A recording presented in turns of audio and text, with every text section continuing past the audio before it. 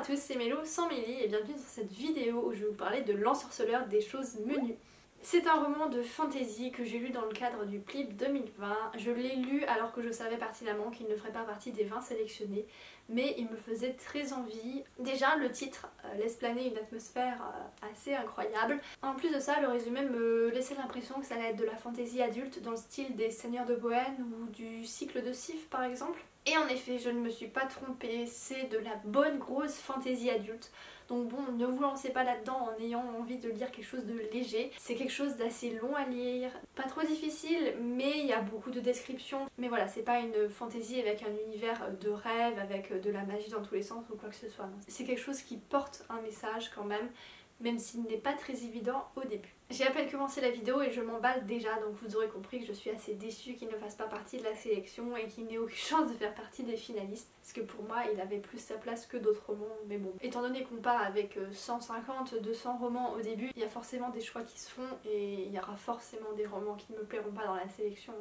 Déjà, ce que je peux dire, c'est que la magie est complètement inhabituelle et qu'en plus, elle n'est pas là juste pour en mettre plein les yeux au lecteur, elle sert vraiment au récit. Au début, on ne le comprend pas forcément, mais quand on voit les choses se mettre en place, on réalise petit à petit et je trouve ça vraiment très bien fait et très intelligent. Ça fait du bien de trouver ce genre d'univers dans de la fantasy. Ça change de d'habitude. Si j'ai trouvé la magie inhabituelle, c'est parce qu'elle est là, mais elle pourrait ne pas être là. Elle est là pour faire des choses que font le commun des mortels, des choses plus quotidiennes. Elle n'est pas là pour se battre contre des mages noirs ou je ne sais pas, enfin elle n'est pas là pour rendre la vie un petit peu plus facile, elle est vraiment utilisée dans la vie de tous les jours des personnages et en plus de ça tout le monde n'y a pas accès. Enfin voilà, il y a une certaine subtilité avec cette magie, elle n'envoie pas tout vaguer, voilà, c'est une magie nettement plus discrète mais essentielle. En plus d'être nécessaire, parfois la magie de ce monde est impitoyable. Et ça change. Et à côté de ça, l'univers est plutôt déprimant, même si j'ai beaucoup aimé sa complexité.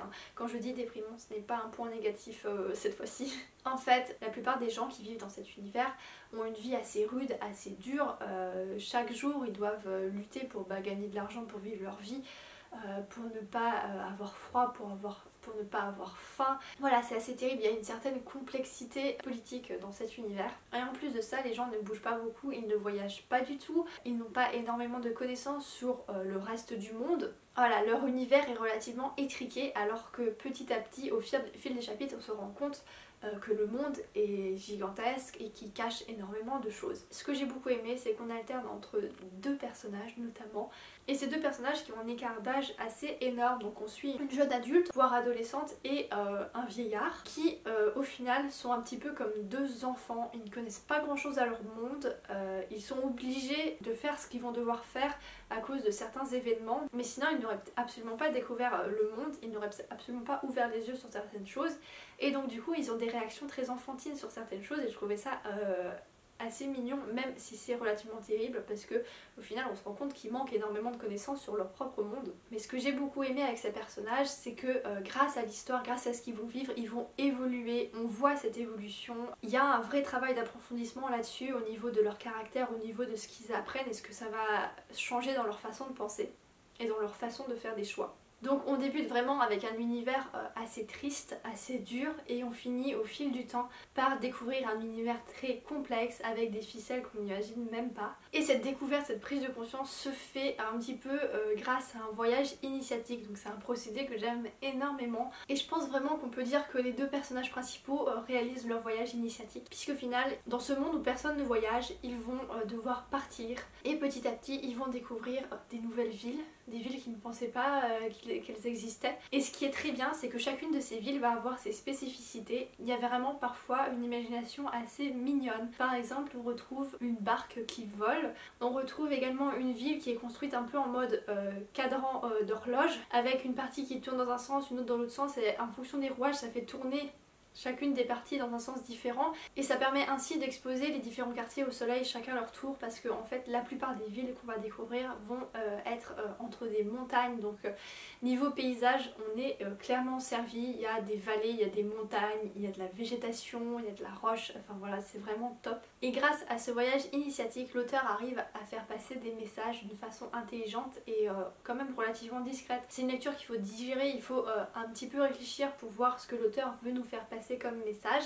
Elle fait se remettre en question les personnages sans arrêt, elle fait leur prendre conscience de certaines choses qu'ils ignoraient et à travers ça elle nous offre une lutte des classes, une lutte pour la liberté, elle nous montre à quel point la connaissance et l'ouverture d'esprit est importante pour être libre et pour savoir dans quel monde on a les pieds.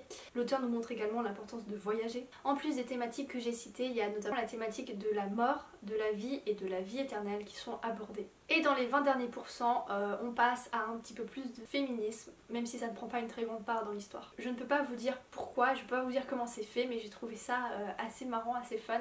J'ai beaucoup aimé cette démonstration de la limite entre les différentes classes. On a des classes très pauvres dans ce roman, on a aussi des classes très riches, des classes dominantes. Voilà, j'ai vraiment beaucoup aimé comment elle a mis tout ça en place. Grâce à ce voyage initiatique, on voit clairement que les personnages acquièrent les outils pour se faire une opinion par eux-mêmes sur leur monde en fait.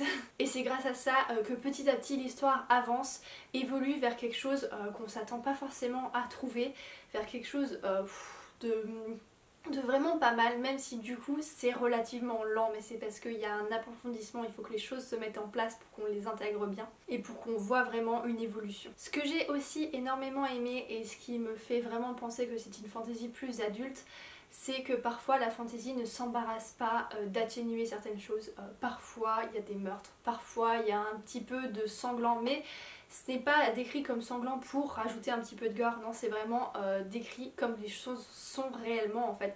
On s'embarrasse pas d'atténuer et ça j'aime vraiment beaucoup. Donc tout ça fait que c'est une fantaisie assez dure, même si ce n'est pas dur tout le temps, ce n'est que certains passages. Je vais finir cette présentation avec la façon de raconter de l'auteur, que j'ai trouvé par moments très belle. Il y a certains choix de métaphores que j'ai trouvé très bien faits et parfois une utilisation des 5 sens pour faire des descriptions.